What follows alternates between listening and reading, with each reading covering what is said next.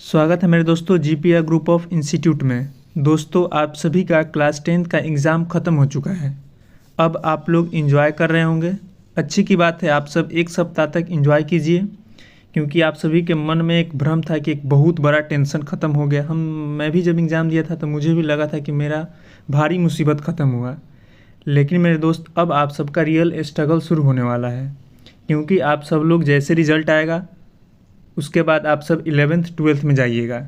तो मेरे दोस्त आप सब जो 10th में पढ़ रहे थे वो ठीक था, 11th में जाइएगा तो वहाँ पे आपको सब्जेक्ट चुनना पड़ता है, आपको स्ट्रीम चॉइस करना पड़ता है।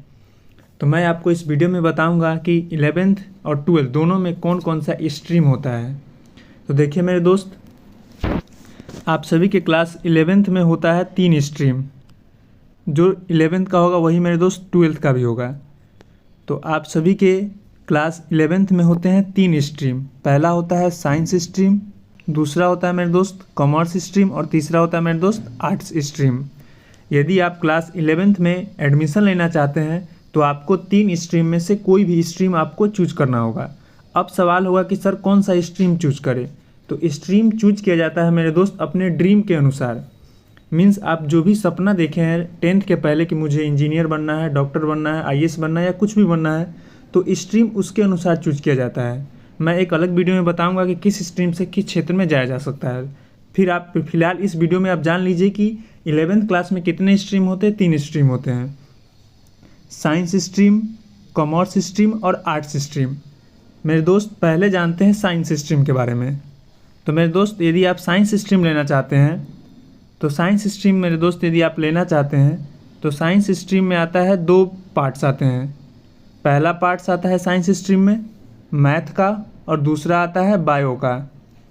मेरे दोस्त जो भी बच्चे साइंस स्ट्रीम लेना चाहते हैं तो उसमें 2 ऑप्शन आएंगे, या तो आप मैथ लीजिए या तो आप बायो लीजिएगा। अब बोलिएगा कि सर ये क्या है। मेरे दोस्त साइंस स्ट्रीम मैथ बायो सब सब्जेक्ट आपको सिमिलर पढ़ना रहेगा। यदि आप मैथ लेंगे तो आपका मेन सब्जेक्ट मैथ हो जाएगा, यदि आप बायो लेंगे तो आपका मेन सब्जेक्ट बायो हो जाएगा। तो बस इतना का ही अंतर है। आप जो भी मन है मीन्स वही बोले मेरे दोस्त।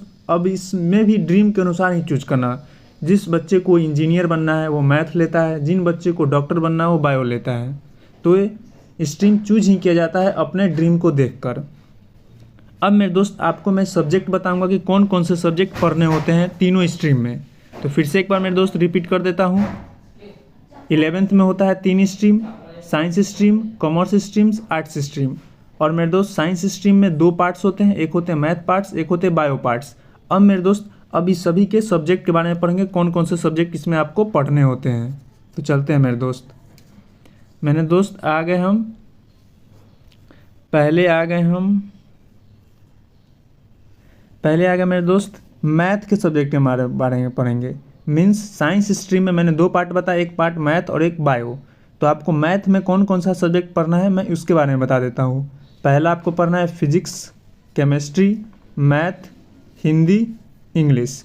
मेरे दोस्त यही 5 सब्जेक्ट आपको, यदि आप साइंस स्ट्रीम से मैथ से लेते हैं तो आपको यही 5 सब्जेक्ट पढ़ना होगा। Physics, chemistry, math, Hindi, English.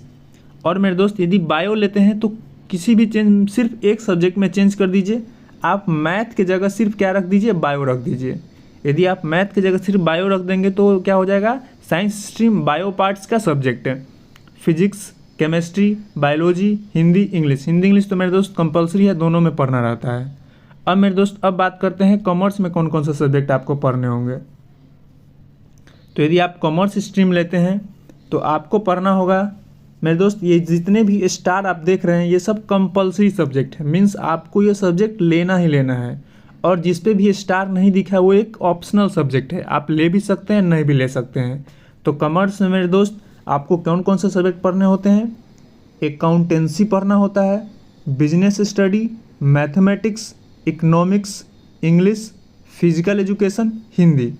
Means मेरे दोस्त आपको accountancy, business study, mathematics, economics, English ये मेन सब्जेक्ट है, आपको पढ़ना ही पढ़ना है।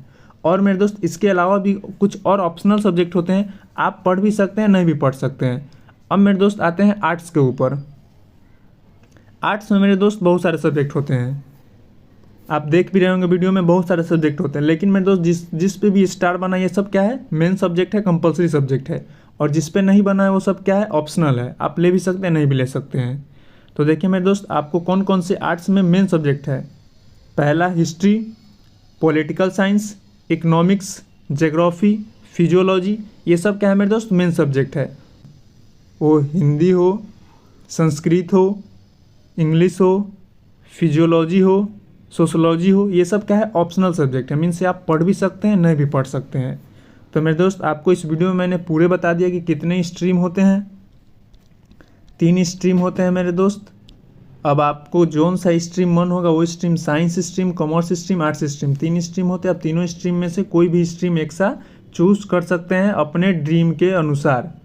आप जो भी सपना देखे हैं कि मुझे डॉक्टर बनना है, इंजीनियर बनना है, आईएएस बनना है, कुछ भी बनना है, आप इस तीनों स्ट्रीम में से कोई भी स्ट्रीम लेके पढ़ सकते हैं। एक ये मानसिकता हटा दीजिएगा कि जिसका कम नंबर आता है वही आर्ट्स लेता है, कॉमर्स लेता है, ऐसा कुछ नहीं है। जिस बच्चे को मन है वो तीनों में से आर्ट्स, कॉमर्स और साइंस कोई भी सब्जेक्ट ले सकता है। नंबर इस पर कोई बाउंडेशन नहीं है। तो आप अपने ड्रीम के अनुसार चूज कीजिए। अब मिलते हैं नेक्स्ट वीडियो में, तब तक के लिए धन्यवाद।